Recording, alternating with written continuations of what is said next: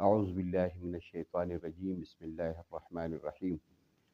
حضرت ابو هريره رضی الله تعالی عنہ فرمایي چې نبی کریم صلی الله علیه وسلم فرمایي چې کوم سړی د ورځې په شروع کې آیات الکرسی وایي او د سوره مومن هم ورته وایي، سوره غافر هم ورته بعضې قرآن پاکونو کې ویل کېږي.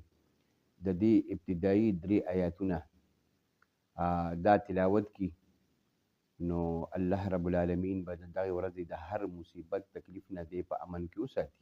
حضرت ابو هريره رضی الله تعالی عنہ فرمایي چې کوم سړی د ورځې په شروع کې یو ځل آیات الکرسی ووایي او د سوره مومن یا د سوره غافر چې ورته وایي د دې ابتدایي 3 آیاتونه حامیم تنزیل الکتاب من الله العزیز العلیم غافر الذنب وقابل التوب شدید العقاب ذي الطول لا اله الا هو الیه المصیر. دې پورې دا وایي آیات الکرسی نه بعد نو الله رب العالمین به د دې ورځې د هر مصیبت او د تکلیف نه دی په امن کې وساتي. زما عزتمندو یو آسان عمل دی او دا نبوي نسخه ده.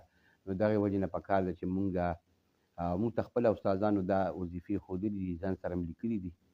نو موږ دا غواړو چې دا دعاګانې دا وظایف او دا دعاګانې تاسو سره هم شریکې کول.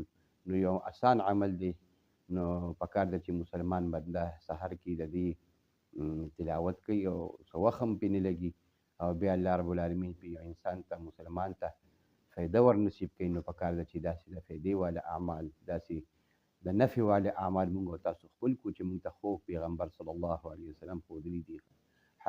آیت الکرسی او ورسره حامیم تنزیل الکتاب من الله العزیز العلیم غافر الذنب وقابل التوب شدید العقاب ذي الطول لا اله الا هو الیه المصیر.